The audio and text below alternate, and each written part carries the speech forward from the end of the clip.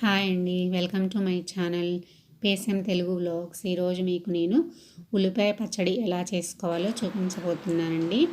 చాలా ఈజీగా, చాలా టేస్టీగా చేసేసుకోవచ్చు. మన ఇంట్లో కూరగాయలు లేనప్పుడు ఈజీగా ఉల్లిపాయలతోటి ఇలా పచ్చడి చేసేసుకోండి.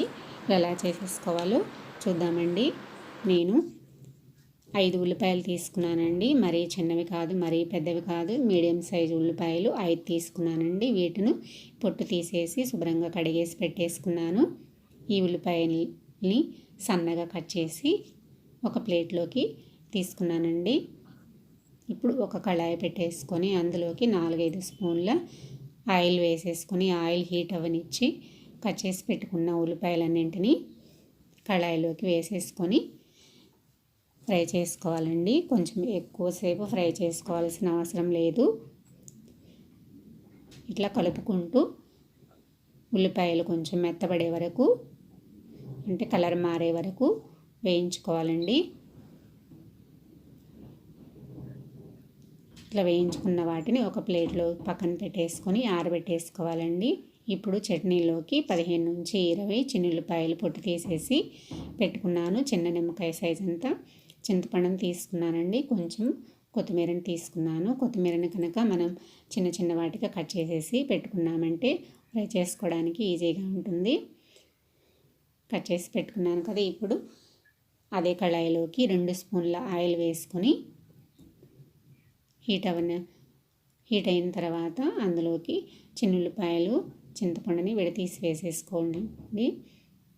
ఇప్పుడు కొత్తిమీరను కూడా యాడ్ చేసుకొని మెత్తబడే వరకు 1 నిమిషం పాటు ఫ్రై చేసుకుంటే మనకి సరిపోతుందండి. ఎక్కువ ఫ్రై చేసుకోవాల్సిన అవసరం లేదు. చూసారా, మనకి ఫ్రై అయిపోయింది కదా. ఇప్పుడు దీన్ని ఒక ప్లేట్లో తీసుకొని ఆరబెట్టేసుకోవాలండి. ఇప్పుడు వేరే చిన్న కళాయి ఒకటి పెట్టేసుకొని అందులోకి 1/2 టీ స్పూన్ మెంతులు, 1/2 టీ స్పూను ఆవాలు వేసుకొని కొంచెం వేడైతే సరిపోతుందండి.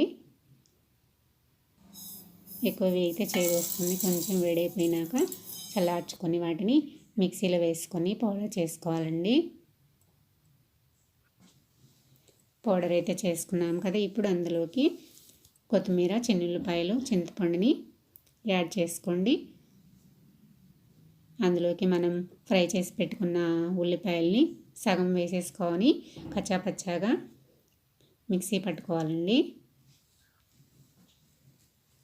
ఇప్పుడు కళాయి పెట్టుకొని 4-5 స్పూన్ల నూనె వేసేసుకొని 1/2 టీ స్పూన్ ఆవాలు, 1/2 టీ స్పూను జీలకర్ర వేసుకోవాలండి. అందులోకి 2-3 ఎండుమిర్చిని కూడా వేసుకొని కొంచెం ఫ్రై అయ్యే వరకు ఫ్రై చేసుకున్న తర్వాత కరివేపాకును కొంచెం యాడ్ చేసుకోవాలి. కరివేపాకు కూడా వేగిపోయింది కదా. ఇప్పుడు అందులోకి మనం మిగిల్చుకున్న ఆ సగం ఉల్లిపాయలన్నింటినీ వేసేసుకోవాలండి. మిక్సీ పట్టుకున్న పేస్ట్ని కూడా ఉల్లిపాయల్లోకి వేసేసుకొని స్పూన్ తోటి ఉల్లిపాయ పేస్ట్ అంతా కలిసిపోయేలాగా ఒకసారి బాగా కలుపుకొని మనం మిగిలినవి తర్వాత యాడ్ చేసుకోవాలండి. ఇప్పుడు ఒకసారి బాగా కలిసేలాగా కలుపుకున్నాం కదా. అందులోకి 1/2 టీ స్పూను పసుపు యాడ్ చేసుకోవాలండి. 2 స్పూన్లు సాల్ట్ వేసుకుంటున్నానండి. 2.5 స్పూన్లు కారం వేసుకున్నానండి. మీరు కనుక ఎక్కువ కారం తింటే కనుక కొంచెం ఎక్స్ట్రా మీ టేస్ట్కి తగినంత యాడ్ చేసుకోండి. ఇప్పుడు వాటన్నింటినీ బాగా కలిసేలాగా కలుపుకున్నామంటే మనకి ఉల్లిపాయలకి ఆ ఫ్లేవర్ అంతా పట్టి చాలా టేస్టీగా ఉంటుందండి. మెంతులు, ఆవాల పౌడర్ కూడా వేసుకున్నాం కదా. అవి వేసుకోవడం వల్ల టేస్ట్ అనేది చాలా బాగుంటుంది. మంచి స్మెల్ కూడా వస్తుందండి. ఇట్లా 2 నిమిషాల పాటు కలుపుకొని ఆయిల్ పైకి తేలేంత వరకు ఫ్రై చేసుకోవాలండి. చూసారు కదా, మనకి ఆయిల్ అంతా పక్కకు వచ్చేసింది కదా. మనకి ఉల్లిపాయ పచ్చడి రెడీ అయిపోయిందండి. ఒకసారి కలిపేసుకొని చల్లారనిచ్చి ఒక బౌల్లోకి తీసుకొని స్టోర్ చేసుకున్నారంటే మీకు 10 రోజుల పాటు నిల్వ ఉంటుందండి. ఒక రోజు తర్వాత సర్వ్ చేసుకున్నారంటే ఇంకా చాలా టేస్టీగా ఉంటుంది. ఈ ఉల్లిపాయ పచ్చడి రైస్లోకి కానీ చపాతీలోకి కానీ దోశలోకి కానీ చాలా టేస్టీగా చాలా బాగుంటుందండి. వేడివేడి అన్నంలోకి ఒక స్పూన్ వేసుకున్నారంటే నెయ్యి కూడా అవసరం లేదండి, అంత టేస్టీగా చాలా బాగుంటుంది. తప్పకుండా మీరు కూడా ఒకసారి ట్రై చేయండి.